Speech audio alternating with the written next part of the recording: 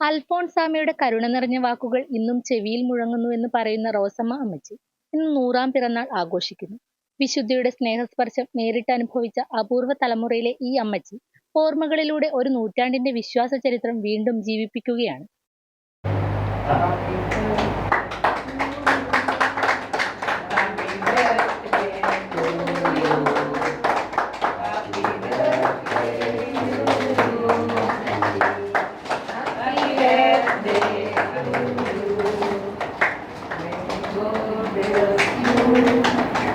വിശുദ്ധ അൽഫോൺസാമ്മയുടെ സ്നേഹസ്പർശം നേരിട്ട് അനുഭവിച്ച തലമുറയിലെ അപൂർവ സാന്നിധ്യമാണ് ഇന്ന് 100-ാം ജന്മദിനം ആഘോഷിക്കുന്ന റോസമ്മ.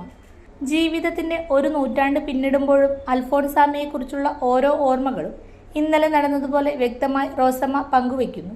പാലായിൽ നിന്നുള്ള മുണ്ടയ്ക്കൽ മാണി റോസമ്മ ദമ്പതികൾ 1977-ലാണ് 6 മക്കളുമായി തിരുമേനി ചാത്തമംഗലത്ത് എത്തിയത്.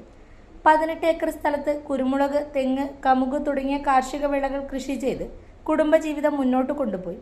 ബേബി, ബോബൻ, ബോയ്, മോളിക്കുട്ടി, ബെന്നി, സണ്ണി എന്നിവരാണ് മക്കൾ. ഇന്ന് അവർ സ്വദേശത്തും വിദേശത്തുമായി ജീവിതം നയിക്കുകയാണ്. ഭരണങ്ങാനത്തിന് സമീപമുള്ള ആമ്പാറയിൽ ആക്കൽ കുടുംബാംഗമാണ് റോസമ്മ. ജോസഫ്, മറിയം ദമ്പതികളുടെ മകളായ റോസമ്മയ്ക്ക് ബാല്യത്തിലെ ലഭിച്ച വലിയ ഭാഗ്യമായിരുന്നു അൽഫോൺസാമ്മയുടെ വിദ്യാർത്ഥിനിയാകാൻ കഴിഞ്ഞത്. ഭരണങ്ങാനത്ത് 3-ാം ക്ലാസ്സിൽ പഠിക്കുമ്പോഴാണ് അൽഫോൺസാമ്മ റോസമ്മയെ പഠിപ്പിച്ചത്. അസുഖബാധിതയായി കിടന്നിരുന്ന അൽഫോൺസാമ്മയെ പലതവണ നേരിൽ കണ്ടതും സംസാരിച്ചതും ഇന്നും റോസമ്മയുടെ മനസ്സിൽ തെളിഞ്ഞു നിൽക്കുന്നു.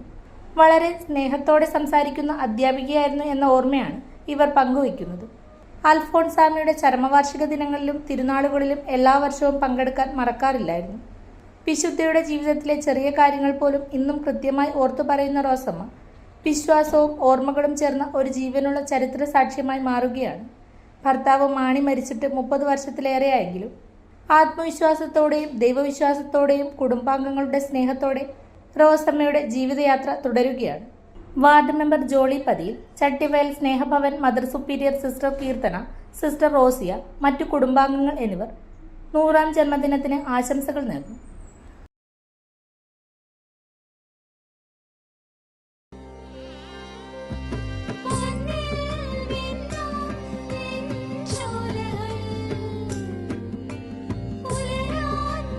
ഇതെനിക്ക് തരുമോ?